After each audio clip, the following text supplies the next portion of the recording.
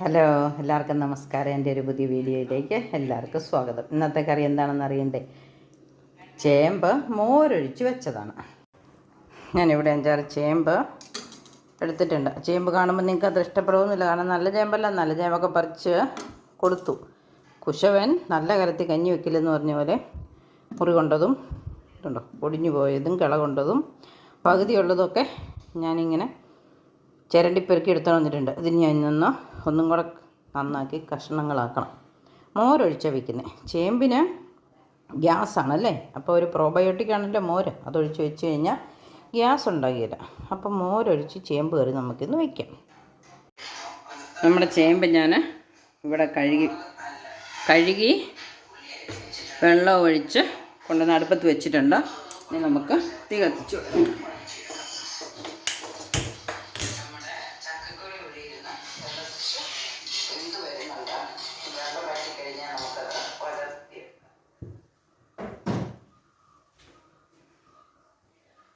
ഇതിലേക്ക് നമുക്ക് അല്പം ഉള്ളി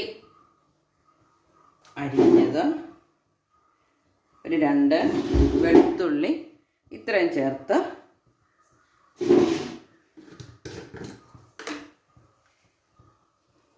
അല്പം ഉപ്പ്, ഒരു 1/2 സ്പൂൺ ഉപ്പ് ചേർത്തിട്ടുണ്ട്. ഇനി നമുക്കിത് മൂടി വെച്ച് വേവിക്കാം. നമുക്ക് ചേമ്പ് വേകുന്ന സമയത്തിന് ഇതിനുള്ള അരപ്പ് റെഡിയാക്കാം. തേങ്ങ, ഒരല്പം വെളുത്തുള്ളി, കറിവേപ്പില, കൊച്ചുള്ളി, കാന്താരി മുളക് ഇത്രയൊന്ന് അരച്ചെടുത്തുകൊണ്ട് വരാം. മഞ്ഞളും ചേർത്ത് അരച്ചെടുത്തു. ഇനി നമുക്ക് ഇതിൻ്റെ ഒപ്പം മോരും കൂടെ ഒഴിച്ചിട്ടൊന്ന് അരച്ചെടുക്കാം.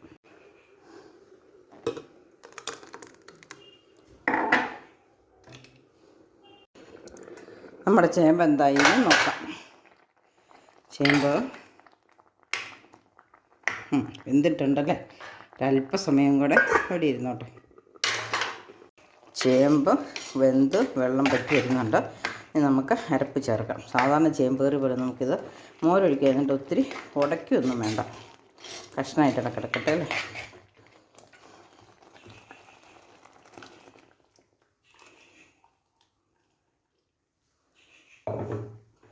ചേമ്പിനകത്ത് ഇച്ചിരി ഉപ്പിട്ടായിരുന്നു, എന്നാലും മോരൊഴിക്കുന്ന കാരണം നമുക്കൊരല്പം ഉപ്പും കൂടെ ചേർക്കേണ്ടി വരും. നമുക്ക് ഉപ്പ് നോക്കിയിട്ട് ചേർക്കാം.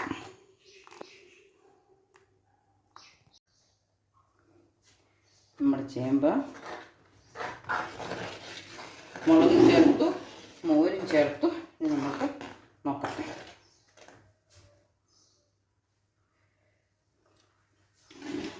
ഒരല്പം ഉപ്പ് കുറവുണ്ട്, ഉപ്പ് ചേർക്കാം.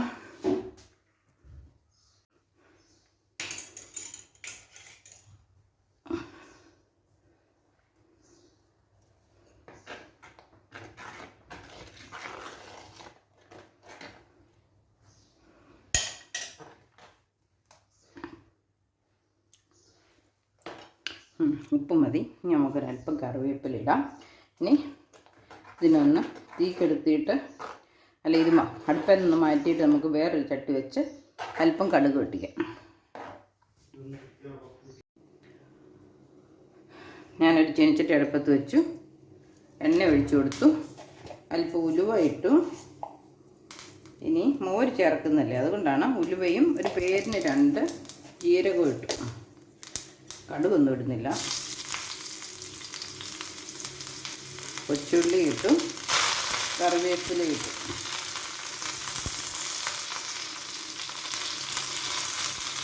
തീ ഒന്ന് കുറച്ച് വെച്ചു.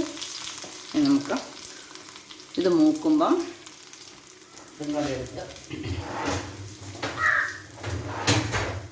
കറിയിലേക്ക് ഒഴിച്ചാൽ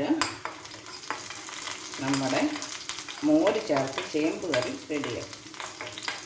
മോര് ചേർക്കുന്നത് ചേമ്പിൻ്റെ കൊണ്ട് നമുക്ക് ആൻറ്റാസിഡ് പോലെ പ്രവർത്തിച്ചോളും. മോര് ചേർക്കുമ്പോൾ നമ്മൾ ആൻറ്റിബയോട്ടിക് കഴിക്കുമ്പോൾ അതിൻ്റെ മുമ്പ്, ഭക്ഷണത്തിന് മുമ്പ് പാൻറ്റാറ്റാബ് കഴിക്കുമെന്ന് പറഞ്ഞാൽ, അല്ലെങ്കിൽ പാൻറ്റാറ്റാബ് കഴിച്ചില്ലെങ്കിൽ ആൻറ്റിബയോട്ടിക് കഴിക്കുമ്പം മോര് കുടിക്കണം എന്നല്ലേ പറയണം.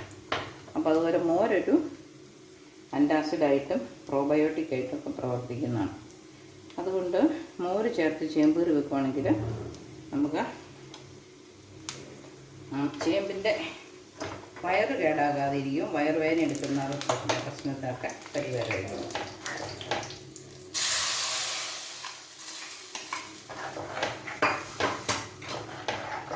അപ്പം നമ്മുടെ ചേമ്പ് ചാറ് റെഡിയായി. ഇനി നമുക്ക് ഇതിൻ്റെ കൂടെ ഒരു മീനോ ചിക്കനോ തോരനോ എന്തെങ്കിലുമൊക്കെ ഉണ്ടെങ്കിൽ ചോറിന് കൂട്ടാം. അപ്പോൾ ഇന്ന് ചോറുണ്ണാൻ റെഡിയായി കേട്ടോ. ചോറും കറിയൊക്കെ ആയി. മോര് ചേർത്ത ചേമ്പ് ചാറും, അല്ലെങ്കിൽ പുളിശ്ശേരി എന്ന് പറയാൻ പറ്റിയില്ല, ചേമ്പ് കറിയും മോര് ചേർത്തത്, പിന്നെ കാരറ്റ് തേങ്ങയില്ലാതെ തോരൻ വെച്ചത്, നട്ട്സ്